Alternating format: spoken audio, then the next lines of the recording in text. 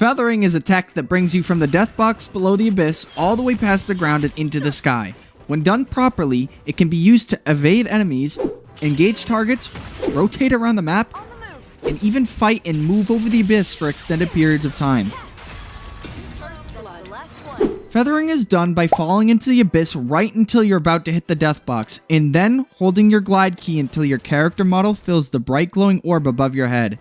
At this point, you want to release your glide key, and the momentum you have stored from gliding upwards from the bottom of the abyss will shoot you into the air, giving you a mini jump pad-like boost.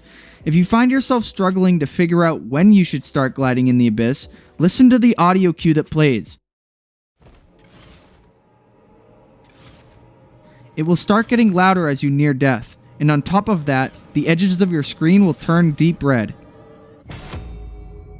Now, this is not something you're going to get on your first try, so instead of attempting it in Battle Royale, head over to the practice range and try it there first.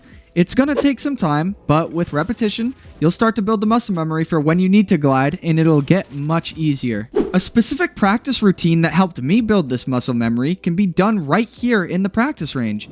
Head over to the arena, and on the south end, find this bridge. From here, try to make 3 continuous loops around the bridge, once going left, and then going right.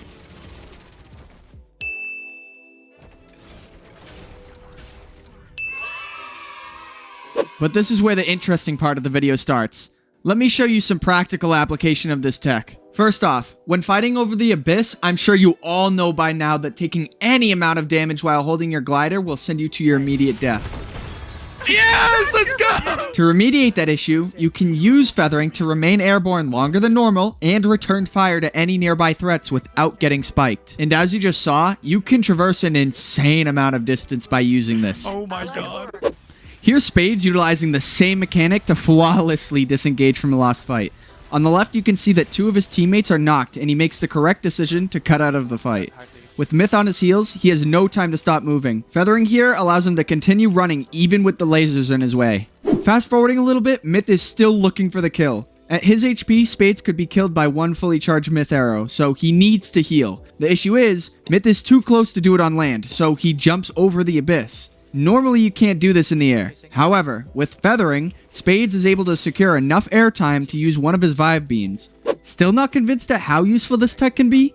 Here 2 of my teammates have been killed, forcing me to retreat. As the oath shifts towards me, I punch him and use the distance created to start gliding away.